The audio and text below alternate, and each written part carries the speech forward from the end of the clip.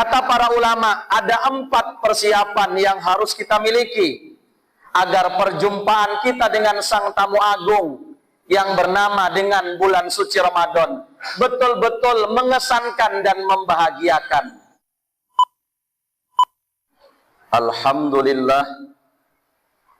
Alhamdulillahilladzi arsala rasulahu bil huda wa dinil haq liyuzhirahu 'alad dini kullihi wa kafa billahi syahida. Ashhadu an la ilaha illallah wahdahu la syarikalah wa ashhadu anna sayyidana wa nabiyyana Muhammadan abduhu wa rasuluh alladzi la nabiyya ba'dah. Allahumma salli wa sallim wa barik ala sayyidina Muhammad wa ala alihi wa sahbihi wa sallim ajma'in. Amma ba'du fa ya ibadallah ittaqullaha haqqa tuqatih wa la tamutunna illa wa antum muslimun. Faqala Allah ta'ala fil Qur'anil Karim, bismillahirrahmanirrahim, ya ayyuhalladzina amanu kutiba alaikumus siyam kama kutiba alal ladzina min qablikum la'allakum tattaqun. Shadaqallahul azim.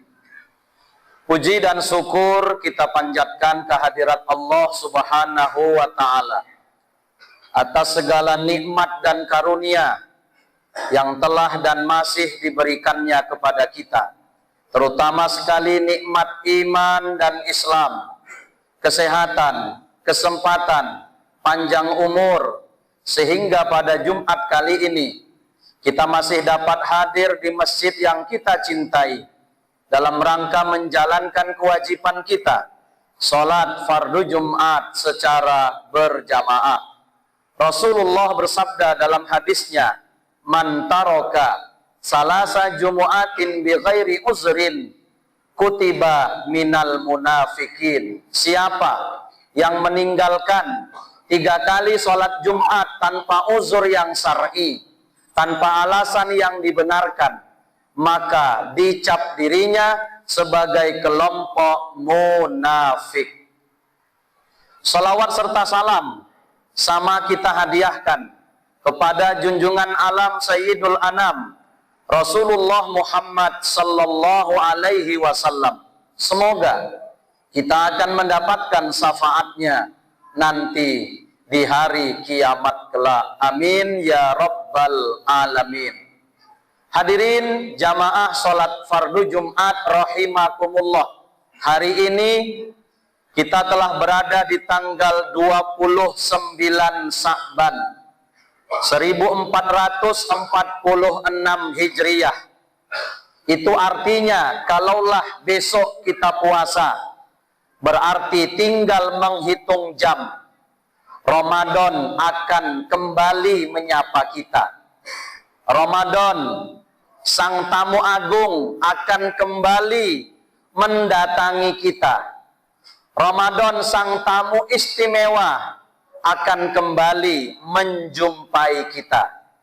Maka sebagai orang yang beriman, wajib bersyukur, wajib berbahagia ketika tahun ini masih bisa disapa oleh yang namanya bulan suci Ramadan. Supaya pertemuan kita dengan Sang Tamu Agung, Sang Tamu Istimewa yang bernama Ramadan benar-benar melahirkan pertemuan yang membahagiakan, melahirkan pertemuan yang lebih baik daripada Ramadan yang lalu. Maka mau tidak mau kita harus sambut Ramadan ini dengan berbagai macam persiapan demi persiapan. Kata para ulama, ada 4 persiapan yang harus kita miliki agar perjumpaan kita dengan Sang Tamu Agung yang bernama dengan bulan suci Ramadan betul-betul mengesankan dan membahagiakan. Yang pertama adalah isti'dadul ilmi, persiapan ilmu. Yang kedua, isti'dadul mal, persiapan harta. Yang ketiga, isti'dadul jismi, persiapan jisim, fisik. Dan yang keempat adalah isti'dadur ruhi, persiapan ruhani. Hadirin jamaah rahimakumullah. Yang pertama yang harus kita persiapkan dalam menyambut sang tamu agung yang bernama Ramadan adalah isti'dadul ilmi, persiapan ilmu. Persiapan ilmu hadirin adalah harga mati, gak bisa ditawar-tawar. Karena Ramadan ada kaitannya dengan ibadah. Ibadah tanpa ilmu, kata Imam Ibnu Ruslan dalam kitabnya Matan Zubat, fakullu man bighairin ilmin ya'malu a'maluhu mardudatun la tuqbalu. Setiap orang yang beramal tanpa ilmu, maka amalnya mardud, ditolak, la tuqbal, tanda tidak diterima. Maka oleh karena itu hadirin, persiapan ilmu wajib kita miliki. Salat tanpa ilmu bisa jadi salatnya tidak diterima oleh Allah. Haji umrah tanpa ilmu bisa jadi haji umrahnya mardud, tidak diterima oleh Allah. Begitu juga dengan ibadah puasa Ramadan, tanpa ilmu bisa jadi ibadah puasanya la tuqbal, tidak diterima oleh Allah Subhanahu wa ta'ala. Karena kata para ulama, syarat agar ibadah itu diterima oleh Allah ada dua. Yang pertama, sesuai dengan ilmu yang dipelajari. Yang kedua, ikhlas ketika menjalankannya. Hadirin rahimakumullah, ilmu tentang puasa memang tidak sebanyak ilmu tentang sholat, tidak sebanyak ilmu tentang haji dan umroh. Dapat kita lihat dari rukunnya saja, bahwa rukun puasa dalam fikih Islam hanya dua. Yang pertama niat, yang kedua al-imsaku anil muftirat min tulu'il fajri ila ghurubis samsi, menahan diri dari perkara yang membatalkan puasa, mulai dari terbit fajar, tanda masuk subuh, sampai terbenam matahari. Hanya dua rukun puasa. Berbeda dengan rukun salat, ada 13. Pendapat lain mengatakan ada 17. Pendapat lain mengatakan ada 18. Berbeda dengan rukun haji, ada 6. Berbeda dengan rukun umroh, ada 5. Sedangkan rukun puasa ada 2. Niat dan menjaga diri dari segala yang membatalkan puasa, mulai dari subuh sampai terbenam matahari. Namun hadirin jamaah rahimakumullah, ada hal lain yang juga tidak kalah pentingnya, yang harus kita pahami untuk kemudian kita bisa lebih waspada dan lebih berhati-hati. Apa itu? Kita jaga juga diri kita dari perkara-perkara yang dapat membatalkan nilai pahala puasa.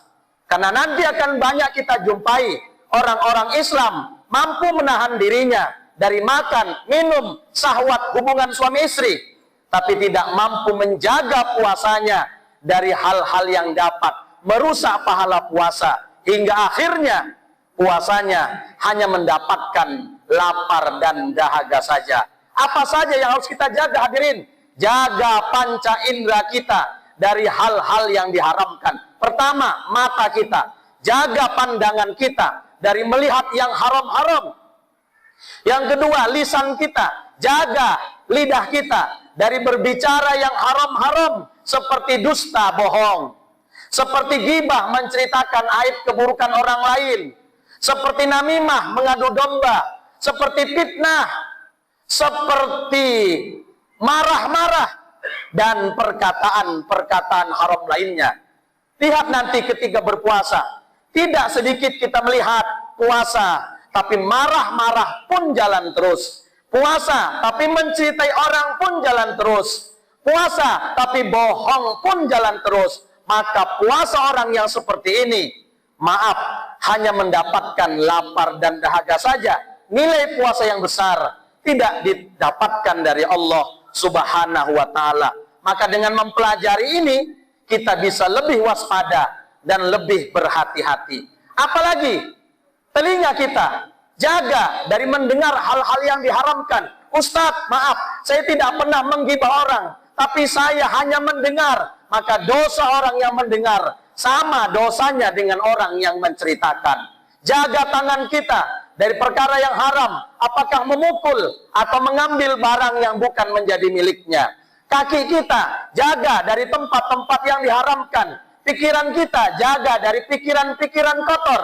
Dan hati kita jaga dari sakwa sangka alias buruk sangka terhadap siapapun. Karena inna ba'daz-dzanni ismun, sebahagian prasangka adalah dosa. Oleh karena itu hadirin, persiapkan ilmu supaya kita bisa lebih waspada, lebih hati-hati dalam menjalankan ibadah puasa kita tahun ini, agar puasa kita tahun ini bisa lebih baik lagi daripada tahun-tahun yang lalu. Kemudian apalagi yang kita pelajari? Banyak. Pelajari hal-hal yang disunatkan selama bulan suci Ramadan, supaya bisa menambah kesempurnaan ibadah kita nanti selama di bulan suci Ramadan. Ini sebahagian dari hal-hal yang harus kita pahami, yang harus kita ketahui dalam rangka menyambut datangnya bulan suci Ramadan. Persiapan ilmu. Kemudian ada satu hal yang sangat penting hadirin. Niat itu rukun. Dalam fikih Syafi'i wajib hukumnya setiap malam kita berniat. Dan ingat, yang namanya niat itu di dalam hati, fil qalbi, bukan yang di lidah, bukan yang diucapkan. Adapun mengucapkan nawaitu shauma ghadin, hukumnya hanya sunnat saja. Berpahala kita membacanya, tapi bukan itu yang disebut niat. Yang namanya niat fil qalbi, di dalam hati. Andai kita hanya membaca nawaitu shauma ghadin, tapi di dalam hati tidak kita lintaskan, aku berniat puasa esok hari karena Allah, berarti kita belum berniat dan tidak sah puasa kita, wajib kita qada setelah Ramadan nanti. Maka ingat hadirin, sekali lagi yang namanya niat di dalam hati. Dalam fikih Syafi'i, yang namanya berniat wajib setiap malam. Tidak cukup satu kali untuk satu bulan, tapi wajib setiap malam. Bila ada malam tertentu tidak berniat, maka puasanya tidak sah. Namun oleh karena itu para ulama memberikan solusi. Apa solusinya? Nanti di malam pertama, kalaupun besok dia puasa pertama, berarti nanti malam insya Allah ulama menganjurkan, mari kita pasang niat 2 kali. Yang pertama, niat untuk esok hari karena Allah. Yang kedua, niat juga puasa Ramadan untuk 1 bulan. Di samping tiap malam wajib berniat 1 malam, tiap malam wajib berniat, tapi tambah nanti malam, malam pertama kita niatkan puasa untuk 1 bulan. Apa manfaat niat puasa 1 bulan di malam pertama? Dalam kitab Samsul Munirah dikatakan, disebutkan 2 faedahnya. Yang pertama, andai lupa kita di malam tertentu dalam hal berniat, maka insya Allah puasa kita tetap sah. Yang kedua, andai pendek umur kita, seminggu Ramadan meninggal dunia, maka bagi yang meninggal di seminggu Ramadan mendapatkan pahala seperti berpuasa selama 1 bulan penuh bi'tibari niyatihi, karena memandang niatnya. Maka hadirin jangan lupa, andai nanti malam Ramadan pertama kita pasang niat 2 kali, di samping niat untuk besok hari kita berpuasa. Yang kedua, niat 1 bulan penuh di bulan Ramadan untuk tahun ini. Yang kedua, persiapan berikutnya adalah istidadul mal, persiapan harta. Apa yang kita siapkan dalam menyambut Ramadan kali ini? Mari kita siapkan anggaran keuangan kita untuk infak dan sodakoh terbaik kita. Ingat hadirin, Ramadan bulan sodakoh, bulan infak. Sa'abdul infak di bulan Ramadan. Sa'abdul sedekah, sodakoh di bulan Ramadan. Mari kita siapkan anggaran kita untuk melakukan infak dan sodakoh terbaik di bulan Ramadan. Setiap ke masjid bawa duit. Kadang ada orang ke masjid cuman bawa tasbih, tapi nggak bawa duit. Ke masjid bawa duit. Karena masjid butuh biaya untuk operasional. Dari mana biayanya? Tanggung jawab kita seluruh umat Islam. Maka oleh karena itu, kesempatan Ramadan dalam kitab As-Sama'il Al-Muhammadiyah karangan Imam At-Tirmizi dikatakan bahwa sedekah Nabi di luar Ramadan digambarkan sahabat bagaikan awan yang berjalan. Tapi begitu masuk Ramadan, sedekah Nabi digambarkan oleh sahabat bagaikan angin yang berlari kencang. Maka oleh karena itu, siapkan anggaran keuangan kita selama Ramadan. Jangan tidak berinfak. Banyakkan infak, banyakkan sedekah. Di samping berbagi buka puasa, dan ujungnya siapkan anggaran untuk zakat fitri. Ini yang kedua. Kemudian yang ketiga hadirin, persiapan berikutnya istidadul jismi, persiapan fisik. Mari kita jaga kesehatan kita. Untuk urusan kesehatan, Bapak Saudara lebih paham dari saya. Mari kita jaga kesehatan masing-masing. Semoga Ramadan ini full kita sehat semuanya, hingga bisa menikmati ibadah di bulan Ramadan dengan sebaik-baiknya. Dan terakhir, persiapan berikutnya adalah istidadur ruh, persiapan rohani. Apa yang dimaksud persiapan rohani? Mari kita pasang niat, kita munculkan spirit kita untuk meningkatkan ibadah di Ramadan kali ini dengan sebaik-baiknya. Paling tidak ada 3 yang kita jaga secara maksimal sesuai dengan doa kita. Allahumma inna alal qiyam wasyam wa tilawatil Quran. Ya Allah, bantu kami, tolong kami untuk bisa menjalankan puasa di siang hari, wal qiyam, qiyam Ramadan di malam hari. Baru yang ketiga, membaca Al-Quran. Kita pasang niat dari sekarang untuk meningkatkan ibadah di Ramadan kali ini dengan sebaik-baiknya. Siang kita berpuasa 1 bulan penuh sebagai kewajiban kita sebagai orang yang beriman. Yang kedua, malam hari mari kita qiyamul lail, sholat sunat tarawih sebagai ibadah khusus di bulan Ramadan. Di luar Ramadan tidak ada tarawih. Kesempatan kita untuk memaksimalkan diri melalui ibadah sunat tarawih di bulan Ramadan selama 1 bulan, bukan 1 pekan, tapi 1 bulan. Di samping itu, mari hadirin, kita perbanyak baca Al-Quran. Imam Syafi'i di luar Ramadan setiap hari hatam Quran 1 kali. Masuk Ramadan setiap hari 2 kali hatam, siang 1 kali, malam 1 kali. Imam Abu Hanifah di luar Ramadan baca Quran 1 hari 2 kali hatam, siang sekali, malam sekali. Begitu masuk Ramadan 4 kali hatam, siang 2 kali, malam 2 kali, sebulan 120 kali hatam. Bagaimana dengan kita hadirin? Imam Malik di luar Ramadan beliau ngajar kitab Al-Muwatta, kitab hadis yang beliau susun. Setiap pekan ngajar kitab Muwatta. Begitu masuk Ramadan dihentikan kajian hadisnya. Kenapa? Karena beliau ingin mengganti ngajar hadisnya dengan memperbanyak membaca Al-Quran. Untuk kita orang awam hadirin, minimal mari kita targetkan 1 kali hatam, itu batasan minimal. Bila tidak kita targetkan, nanti apa kerja kita? Menghayal. Apa kerja kita? Tidur. Apa kerja kita? Main handphone. Apa kerja kita? Canda. Di mana Ramadan itu hal-hal yang sangat disia-siakan. Maka oleh karena itu hadirin, mari kita persiapkan rohani kita, spirit kita untuk meningkatkan 3 ibadah tersebut. Yang pertama puasa, yang kedua qiyamul lail, dan yang ketiga mari kita perbanyak membaca Al-Quran. Mudah-mudahan 4 hal ini bisa kita persiapkan, hasilnya menjadikan kita manusia-manusia yang bertakwa. Barakallah li wa lakum fil Qur'anil Karim wa nafa'ani wa iyyakum bima fihi minal ayati wa dzikril hakim. Wa taqabbal minni wa minkum tilawatahu innahu huwal ghafurur rahim.